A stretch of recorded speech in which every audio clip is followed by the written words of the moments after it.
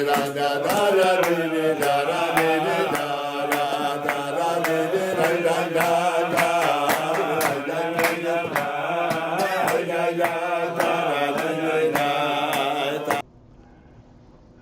second paragraph begins on this page. Vezehu she'hakeser b'chol mokim u'bechinas memutza.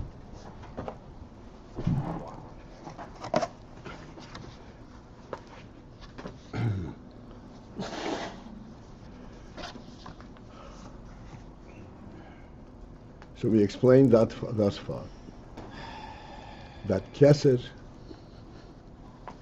is essentially the principle of rotzeh.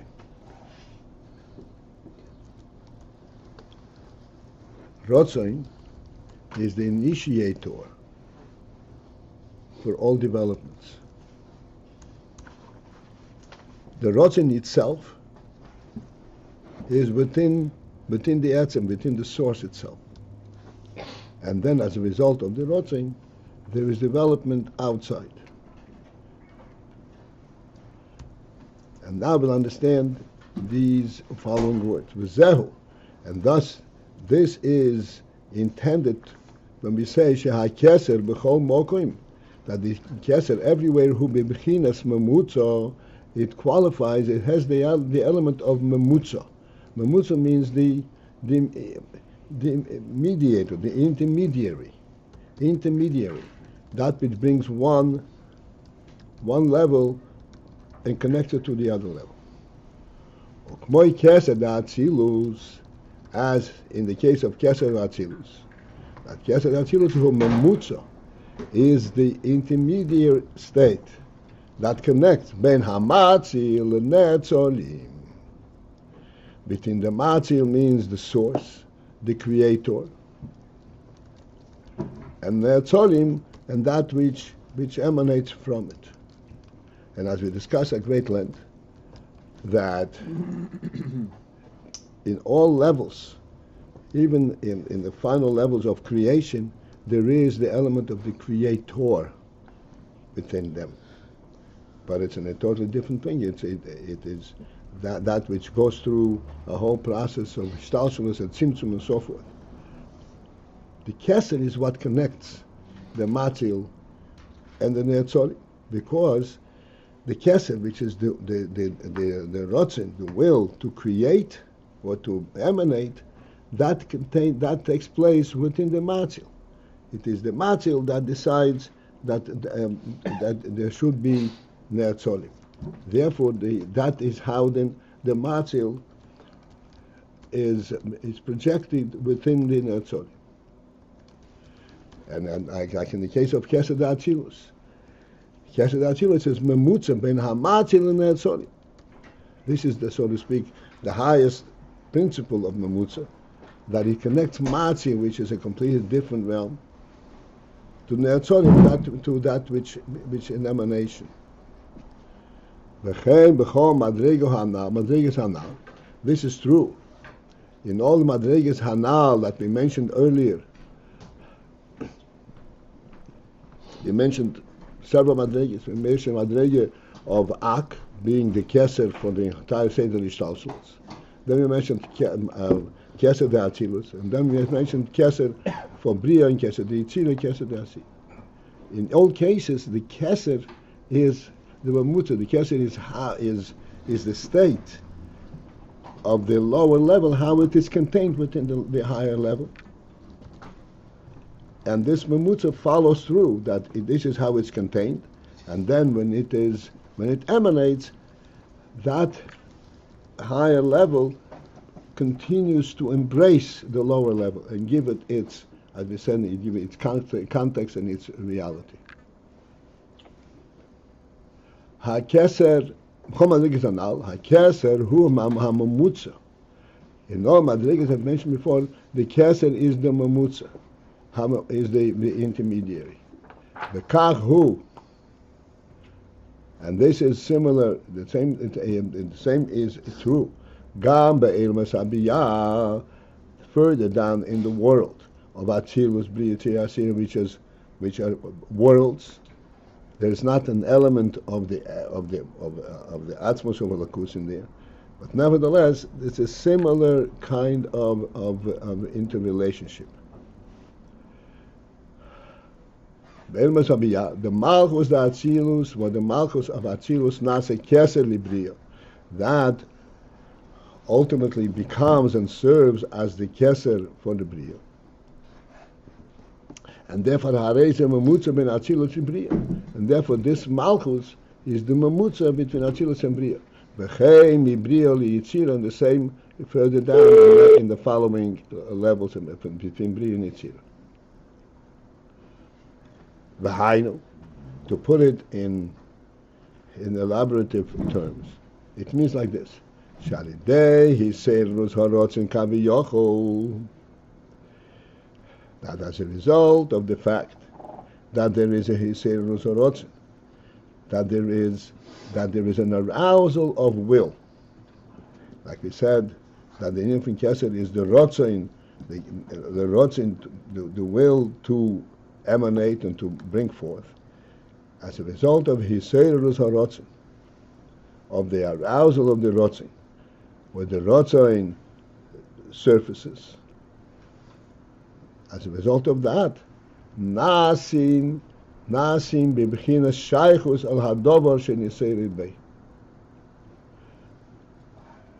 This is the mamutza element. Mamutza means it connects. Nasim bibchinas shaychus al hadovar sheniseir bei. To translate means that then one comes into a state where he's shaychus, where he can relate, and he has a relationship to the dover, to the thing that Niseir Bey, that he was aroused for. And he gives a mashal from Hebrew below. As for example, but human being here below.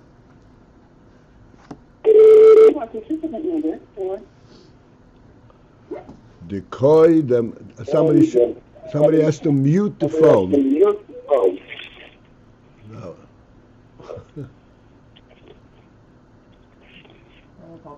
Huh? Is Nasim Moshe Rabin? Yeah. Is there a reason? It means in all cases.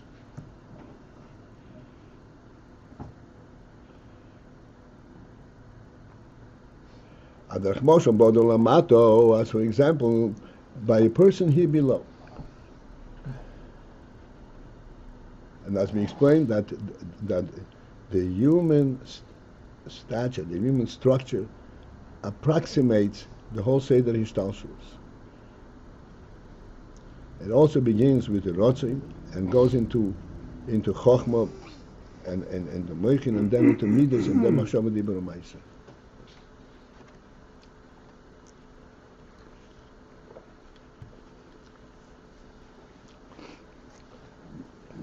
And as we discussed yesterday, this will be very helpful for us. We discussed yesterday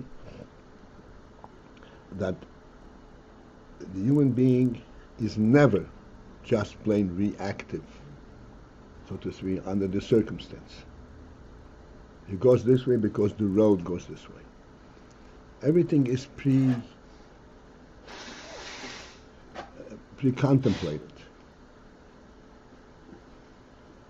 And then even when he follows the contours of the road, it is part of that pre-contemplation that he should follow. There is the rotzin, there is the essence of the nefesh or odom that enlivens and gives meaning to all his activities.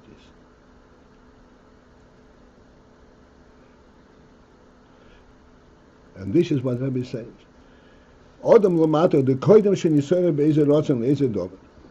That where before that he was aroused and awakened to any kind, to given rotzin, to a given will for any particular thing. Harei who moved mimenu legamri. He is then separate from this, separate and aloof from that thing completely.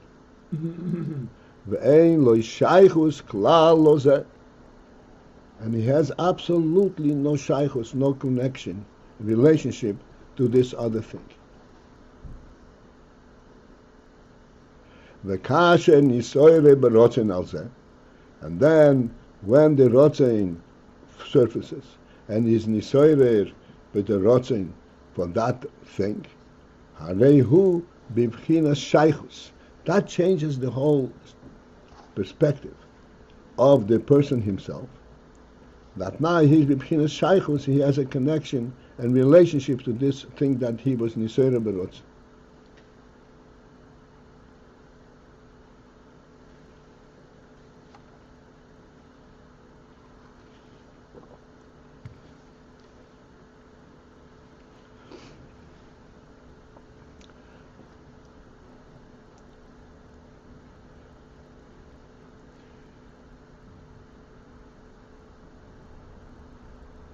To get a little bit of a handle on this, on these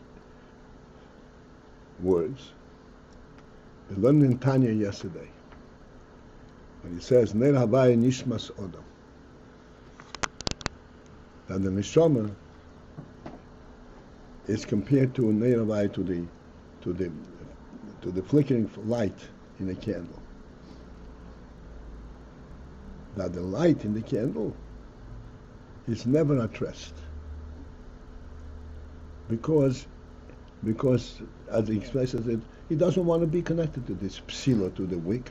He wants to rise up to its source, to the light, the way it is, lamayla, to the source of light.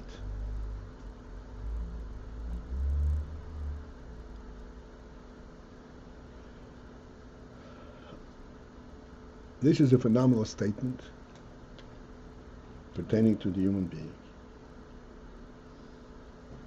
And as we always point out, the human being is a very, very special creature. In that, even though he lives in the world, and he partakes of the world, and he has to partake of the world, otherwise he won't be able to survive. Not only partakes of the world, but he actually builds and draws from the world. All that is done from a position of a top-down position. It is not that he is drawn to it like the animal. He is drawn to it, he belongs there. There's a supreme element in all of his activities, in all his relationship to the world. As we pointed out, the illustration, the fact that even a goy was able to say, I'm eating so that I would live.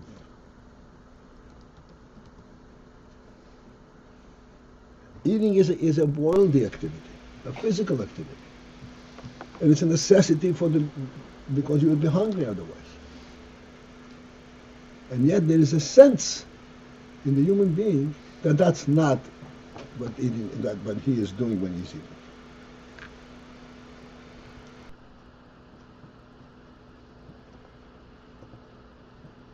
He's eating because he's alive and he wants to stay alive, which is a supreme type of thing. It's not part of the world.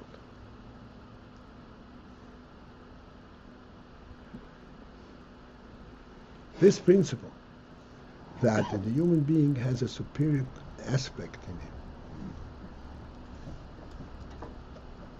him, drawn to that which is above, which is superior, that sets him apart from all things that he encounters. There's no shaykhs to anything. And when there is, through various contemplations, where he has a rotzon, he actually has a will for any kind of activity, that connects him to that activity.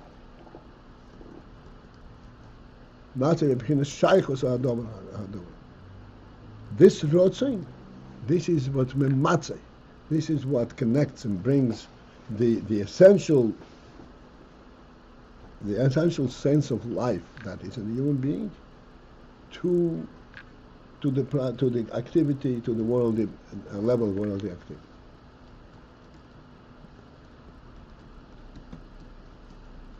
What how would it be that his Ratzon, which we just explained was supreme from world, it ends up contemplating and then following through on some kind of action which is worldly? Okay, that we still have to. This is prior to the Nisera Rotz, and this is even from a higher level. At this level, it is clear that it is the Rotzin that connects him to all his activities. How is the Rotzin aroused?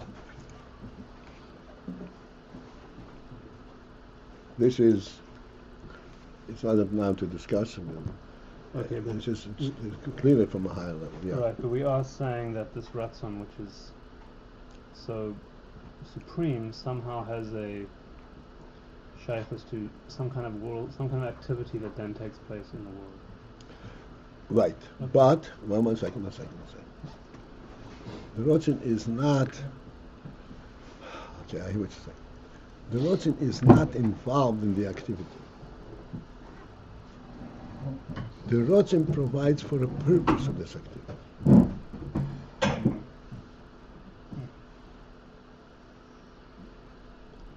From that comes the Rotzin, from that emanates, which contains the method for accomplishing it. But the Rotzin itself is really still stays supreme.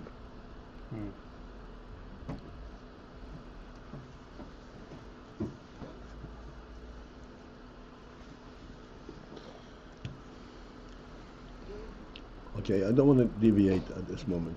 Okay, so this is the saying the Rotzin Nase bebchinas shaychus al he becomes and acquires a certain kind of a connection and relationship to this thing to which his Rotzin has led him to.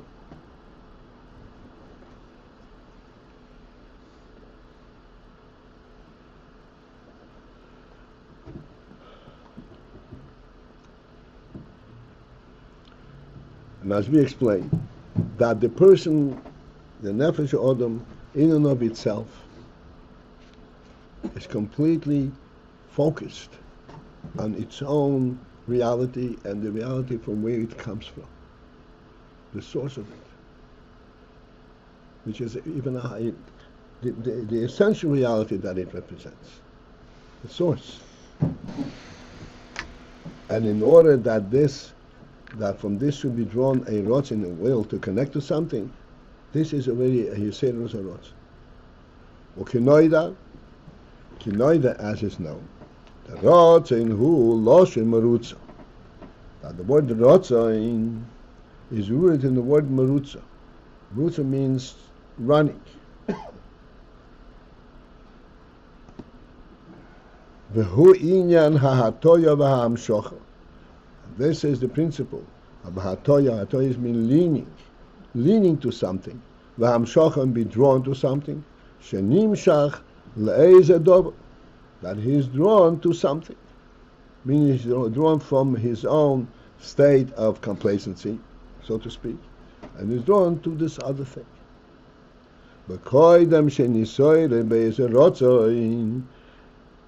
But then, before that he was nisered in any rotzim, before he was aroused in any kind of rotzim, harei hu bibchinas havdola bichlal.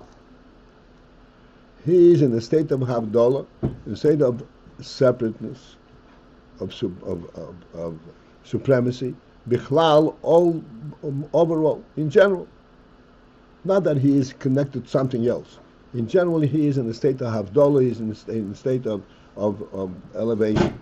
Hainu, which means b'chinas aliyah v'helam be'atzmei b'yoser. In a state of elevation, v'helam be'atzmei, concealed within himself. B'yoser means to totally, b'yoser to the extreme. He's into his own reality.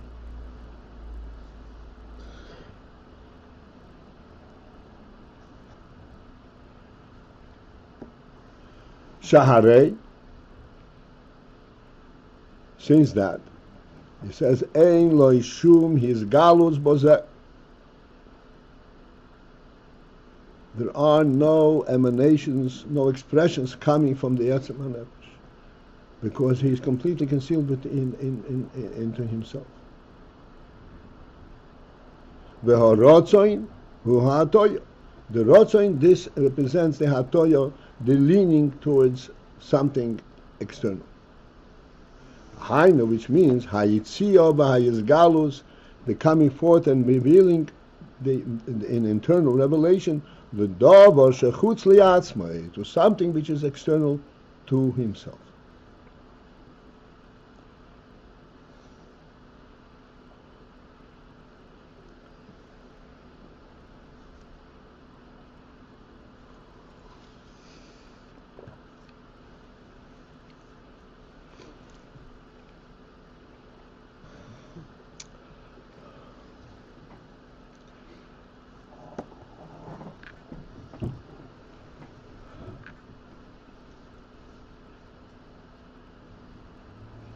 We know what we're constantly repeating from the Rambam, that the foundation of all foundations and the basis for Chokhmah, Amud HaChokhmah, is to know that there is a first being. Let us try to understand. We discuss this all the time. Brief words with tremendous power. And it is necessary for us to focus in on this, because this is the opposite of what people are exposed to.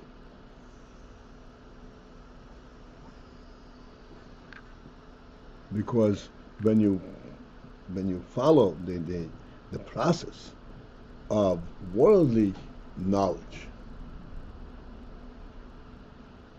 it is just the opposite. What is foundation? What arouses a pursuit of knowledge? That there is something external that I'm concerned that it shouldn't bother me. This is the logic that prevails in the world.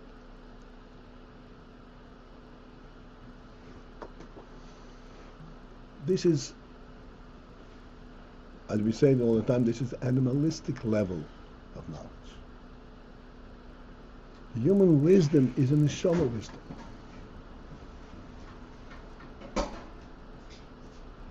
The neshama knows no lack, knows no precariousness or threat, because neshama is rooted in the godly truth. There's a first being, mamtikol nimtzu. Therefore, all wisdom is focused on understanding this phenomenal truth.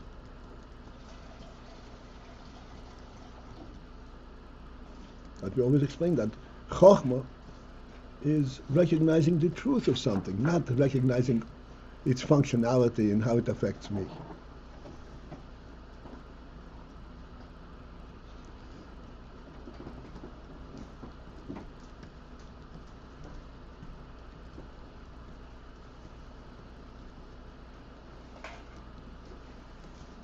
If one contemplates the principle that the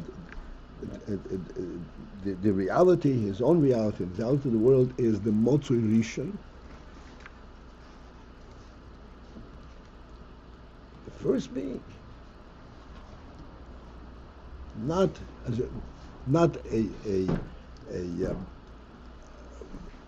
a result of any kind of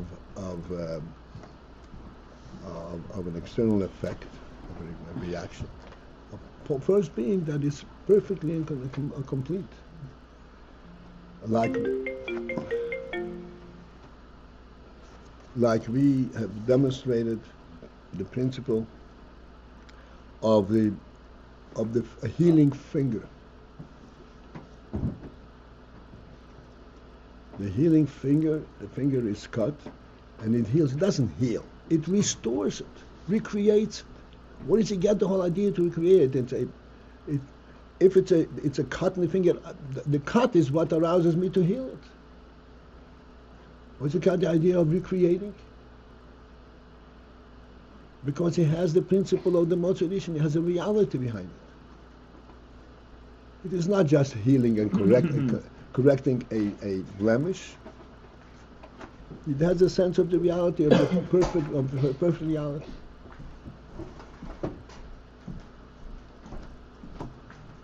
Therefore, mitzad the rotzin, he has no shaykhs. He completely behelim inside himself. When he has a hatoya and he's leaning towards outside, this is called rotzin. Something draws him that he should be interested in this other thing.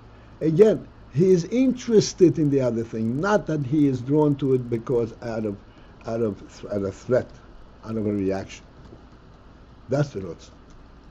Rotzin means he actually identifies it as something desirable, something that he should be pursuing.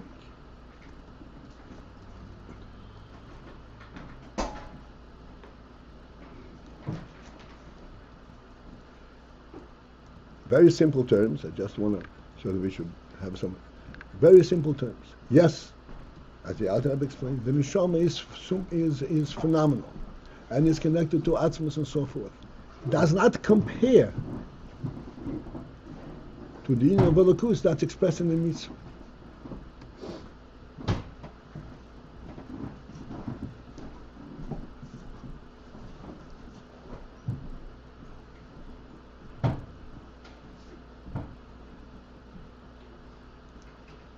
And this is where there is, as you say, there's horotzen, that he wants to do the mitzvah because this is really superior to his entire internal reality. Just want to give us a little bit of an income on what is it about. So the Yisrael's horotzen because there's a sense of a completely different kind of a greatness than the one that he represents.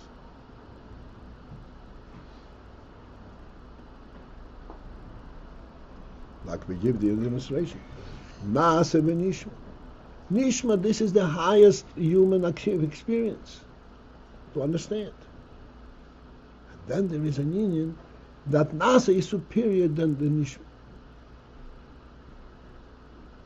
Because thereby we connect to reality, to the truth, to God the truth in a different way completely.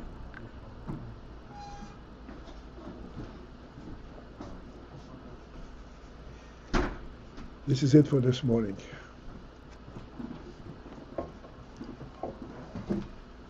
So have a sikha tonight. It's a show. Thank you, Rabbi. All right, this is it.